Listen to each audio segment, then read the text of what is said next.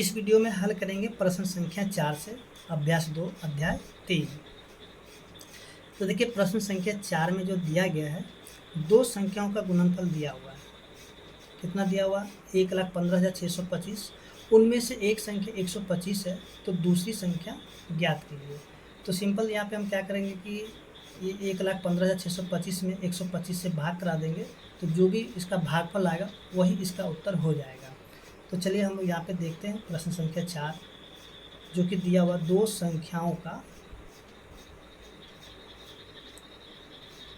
गुणनफल।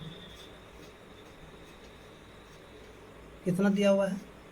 1,15,625। इसका एक संख्या दिया हुआ है, एक संख्या दिया गया है। कितना दिया हुआ? एक संख्या। देखिए एक संख्या दिया हुआ 125।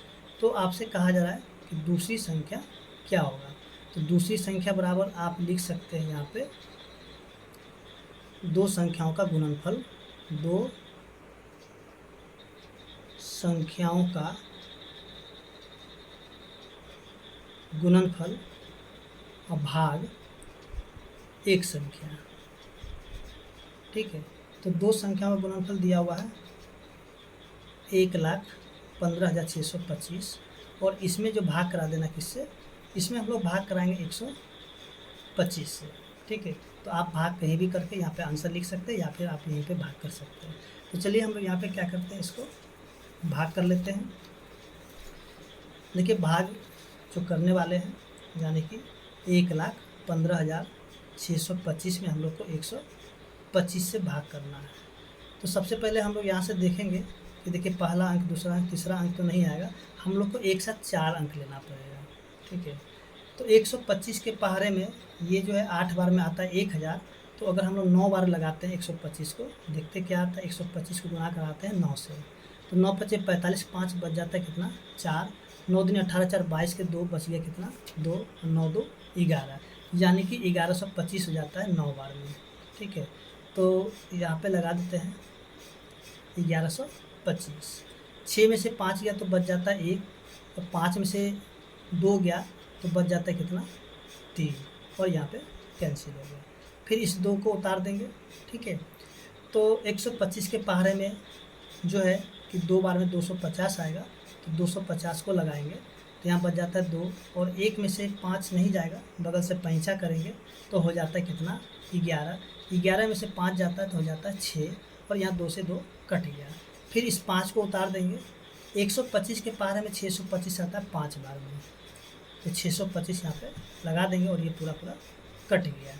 यानी कि इसका जो, यानी कि दूसरी संख्या क्या हो जाएगा?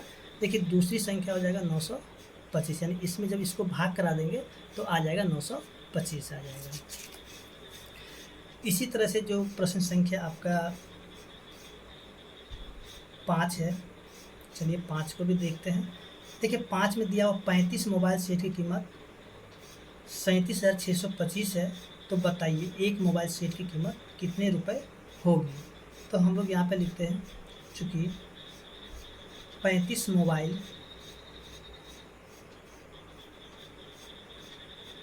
सेट की कीमत कितना है? रुपये 37,625। ठीक है, इसलिए एक मोबाइल सेट का कीमत,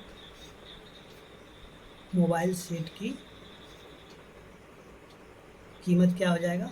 तो हम क्या करेंगे कि यहाँ से 37,625 में जो है भाग करा देंगे किससे? 35 से। इसका देखिए जो भी इसका उत्तर आएगा, ठीक है, भाग करने के बाद भागफल जो आएगा वही इसका उत्तर हो जाएगा। तो चलिए हम लोग यहाँ पे भाग कर लेते हैं 37,625 में 35 से। 37,625 को भाग कराना किससे? 35 से। तो एक बार में 35 लगाएंगे तो यहाँ पे बच जाता है 2, फिर से ये 6 को उतार देंगे। इसके 35 के पहाड़े में 26 नहीं आएगा, तो यहाँ पे इस 2 को उतारना होगा, तो इसके लिए पहले एक 0 देंगे, तभी जा करके हम इस 2 को उतारेंगे। अब देखिए 35 के पहाड़े में, यानी कि हम लोग 8 बार में लगा के देखते हैं तो कितना? 280 हो जाता है ना। तो चलिए यहाँ पे 8 बार में 7 बार में लगाएंगे।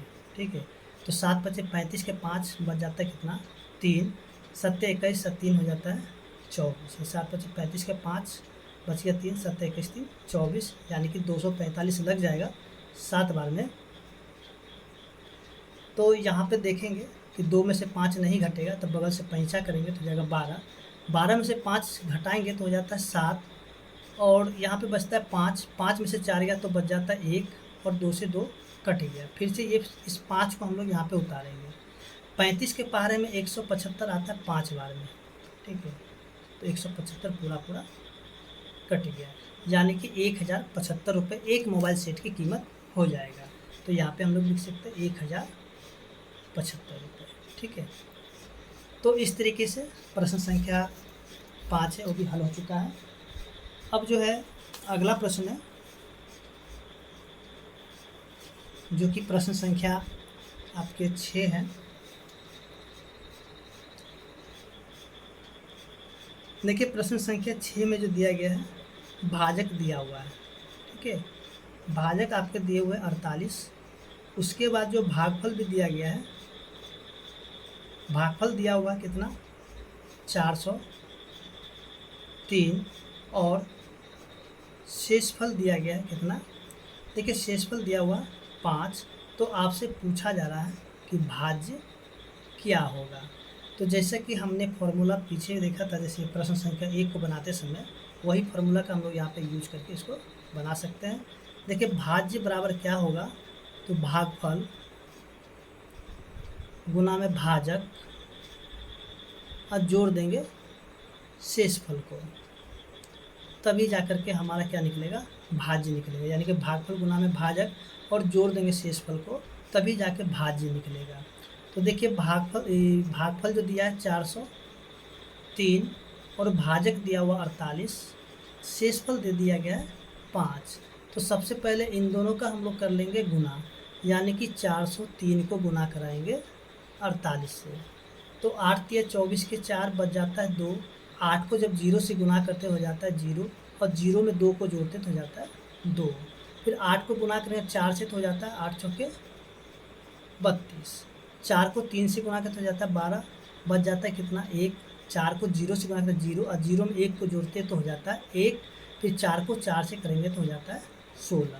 अब इसको जोड़ेंगे तो हो जाएगा 4, फिर 4 और यहाँ पे 3 9 1, यानी कि 19,344 जोड़ में 5। जब इनको अगर हम लोग जोड़ लेंगे तो ये क्या हो जाएगा, ये जो हो जाएगा इसको जोड़ने पर 19,349, ठीक है। तो इस तरीके से प्रश्न संख्या 6 भी हल हो चुका है, और उम्मीद करते हैं कि आपको समझ में आ गया होगा।